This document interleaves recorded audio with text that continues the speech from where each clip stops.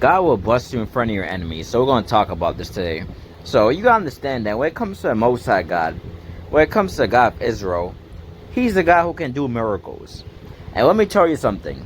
Some of those same people who come against you, some of those same people who backbite you, some of those same people who talk about you and slander your name, God can bless you right there in front of your enemies. God can prepare a table right there before your enemies. You see, what enemies of the Most High God and His people don't understand is that God is in control. And God has ways of humbling people. You might be a person who's out there in the world. You like to look down upon the King of Heaven. You like to look down upon God's people. You like to look down upon people who serve the Most High. Guess what? You might be the same person who has to promote that person in the future. You might have to be the same person who has to endorse that person, who have to run to that person's help in the future. I'll give you an example. You might have a boss in a job. He knows that you're a Christian. He knows that you're a follower of Christ. But yet he hates you. But yet he persecutes you. He gives you hell. This man acts nothing but a straight agent of the enemy. A straight agent of the devil. And guess what? You might get the HR might see that you're highly qualified for your job, and guess what? That same manager who came against you, they might have to promote you in the future. See, be careful messing with God's people. Because you might have to be the same one that you might be the same one to where you're going to have to be humble before them. You might be the same one who's going to have to promote them in the future. Your life might be in danger one day. You might not know where to turn. You spent all those years in the world. You spent all those years and now life failed you. Now you're going through a struggle. You don't know where to turn. And guess what? Those same Christians used to persecute. Those same followers of Christ used to look down upon. Now you might have to run towards them for help. You see, one thing you gotta understand is that God does not like pride. And many people come up against God's people, they will never, when you come up against God's people, you always lose in the end. Because there's nothing that you could do to harm a real follower of Christ. Because God is in control. You see, it's one thing to be rich and have, bodyguards and, be rich and have all this security and all that. You could be president of the United States, but guess what? You could have all of that and yet it still fails you. Yet things could still not go according to plan. Look, we even had presidents in the past who've been assassinated in the United States. Which shows that, the only true protection is God. He's the only true one who can help you in the end. When you have God protecting you, when you have God the forefront of your life, guess what? God can do miracles. You have people ready to come against you and God will just stop them right there in their tracks. People gotta understand that. Look at even the Bible. When it came to Elijah called down fire from heaven and burned those 50 men who was after him. Look, Jezebel ended up losing the end. She ended up dying again, eaten by dogs. Look at Judas. Judas turned on Jesus. Guess what? Judas was so depressed. He was so, mentally tormented by what he did to the point that he hanged himself. Yeah, he got the money for portraying Jesus. Yeah, he got the money for turning against Jesus and turning his back on him. But guess what? He ended up so depressed afterwards that the money couldn't even help him. He ended up taking his own life. You see, that's what happens when you come against God's people. You always lose. You might have the house. You might have the car. You might have the job and the business and all that. But you go up against God's people, you always be losing in the end. Because God will not allow you to win over His people. Because there's nothing you could really do to a real follower of Christ. The worst thing a person could do to a follower of Christ is kill them. And guess like the Bible says, do not fear one who could kill the body, but fear God who can destroy both body and soul in hell. That's the book of Matthew. So, guess what? That's what the Bible says. He who loses his life for Christ's sake shall find it. So, real followers of Christ, you're not scared to die. Because guess what? You try to take us out. Any enemies try to take us out. Guess what? We'll be going to heaven. We'll be going to a better place. Guess what? They will still have to face the judgment of God in the end. So, our enemies will always lose no matter what they do to God's people. They'll never win in the end. And guess what? For all you people who come against persecution, your job, your family, your business, just know that God's going to use a lot of those same people later on down the line. They're going to have to be humble before you. They're going to have to run towards you for help. They're going to come crying to you saying that they're sorry. They're going to have no choice but to bless you. You know why? Because God said so. And God says, no, to do my prophets no harm. Touch not my anointed. Do not come against God's anointed.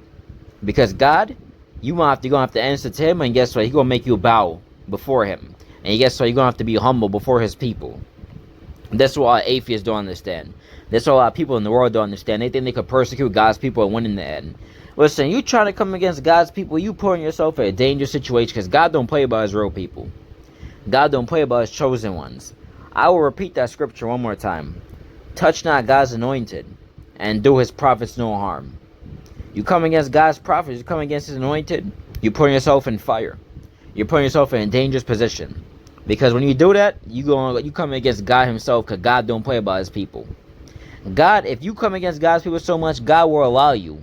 He will take away some stuff from you. He'll allow you to lose your job, your business, just so you can stop persecuting his people. Just so his people can rise to the top. So for all you followers of Christ, because many of us, we face persecution from all ends. Some of us face it from family, from friends, from loved ones, from people in past relationships. Guess what? God's going to use many of those same people to bless you. And they got no choice to, because God said so. And God says, do not touch my anointed. You will be blessed in front of your own enemies. Some of those same enemies who used to look down upon you. Some of those same enemies who used to say you're never going to be nothing in life. Guess what? You might surpass them to the point that they're going to have to end up working for you. There was actually somebody I know where this happened to. He was working at a job. He's a follower of Christ. His boss used to give him hell. His boss used to give him nothing but problems. Guess what? He now ended up becoming a doctor, one of the top doctors in the United States. Guess what? That same boss who used to give him trouble, that same boss came to him one day. He didn't know that his former employee was going to be where a new company he was working at. That same boss came to him one day looking for a job. See, this way you have to be humble in life.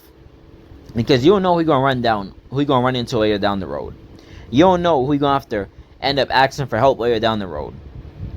You could be a person to where you think that you got all this money, you think you got all these houses and cars, that you're looking down upon the next homeless man who might be a follower of Christ. Guess what? That same homeless man can end up having a company that surpasses yours, that is making 10 million, 20 million, 30 million more than yours, 20, 40, 30 times the amount than yours. And guess what? You might now be in the brink of homelessness, and you might have to now run to that person for help. Now, just imagine if that person was a follower of Christ. Guess what? They will tell you, no, I ain't helping you. You on your own. See, this is why people have to always be humble in life. Because you don't know where life is going to put you. You don't know where life is going to bring you. This is why you should be careful having pride. Be careful looking down upon people. Be careful thinking you're better than people. Because guess what? You will always pay the price in the end. Because having pride never gets you anywhere. Because when you have pride, people don't want nothing to do with you. People going to want to keep their distance from you. You make yourself look like a snub. You make yourself think you all that. And guess what? You're in the danger of the judgment from God. Because the Bible makes it clear. There's 6 things that God hates and 7 abominable unto him. And one thing that God considers abominable, so one of the things that God hates is a proud look. And many people have a proud look. Do not think that you've arrived in life. Because guess what? We are all dust in the end. We are all, many of us anybody who is not going to live to see rapture, we're all going underneath the grave, or we're all going to be dust in the end. Of course, God spares we live a long life. But guess what? You were created from dust, and guess what? You're going right back to dust. But the more important part is, where will your soul go when you die? Where will your soul go? Will it go to heaven? Or will it go to hell? Will it go to the lake of fire where you will burn forever? So, be careful being an enemy of God's people. For all you people, all you atheists who like to mock God's people, I see it all the time. Celebrities, people online mocking God's people, mocking Christians. Be careful who you mock. Because you will have to give an account to God on Judgment Day. And the same Christians you mock, you might have to be the same ones to where you have to bless them in the end. So, you might have to be the same ones so we have to run to him and run to him one day. Because you might have a medical problem. You might have cancer. You might be starting to lose your vision. You might have a child who's sick. And that same God, those same Christians used to persecute.